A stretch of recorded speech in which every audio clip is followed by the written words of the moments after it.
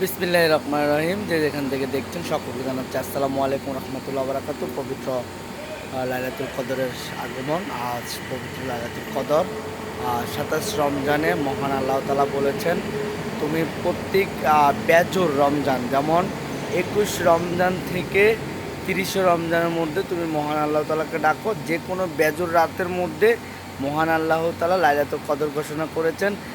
তবে ২৭ রমজানটি একটি ঘোষণা দিয়েছেন যে এই রাতের মধ্যে সম্ভাবনা লাইলাতুল কদরটি আসতে পারে।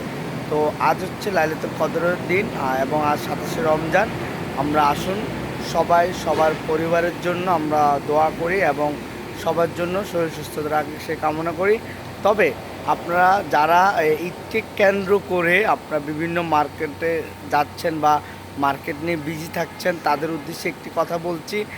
আমরা গত ঈদে কিন্তু আমরা দেখেছি যে ঈদকে কেন্দ্র করে মার্কেটে যাওয়ার সময় একটি শিশু বাচ্চা একটি মায়ের কোলে ইন্তেকাল করেছে। সেই দিনটা যেন আমরা এই মুহূর্তে এই বছর যদি দেখতে না হয় সে কামনা করছি। আপনারা যদি কেউ মার্কেটে যান, দয়া করে আপনাদের সন্তানগুলোকে আপনারা বাসায় রেখে যাবেন, ঠিক আছে?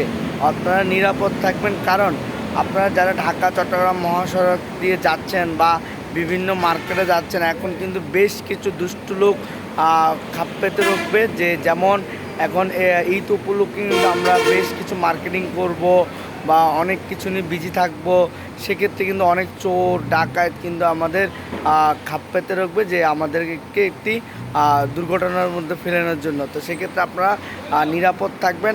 আমি মনে করি সব সময় আপনারা যদি মার্কেটিং করতে ইচ্ছা হয় তাহলে আপনারা মিনিমাম ইফতারের আগ মুহূর্তে যদি আপনারা যান অথবা দুপুরের দিকে যদি আপনারা যান তাহলে একটু ঝামেলা কম পাবেন, আপনারা মার্কেট করতে পারবেন।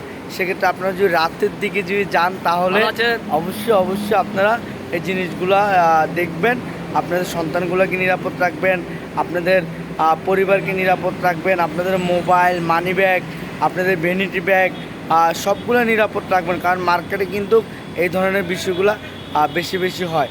সবাইকে আবারও লাইলাতুল কদরের শুভেচ্ছা জানিয়ে বিদায় নিচ্ছি। আসসালামু আলাইকুম রহমতুল্লাহ বারাকাতুহু।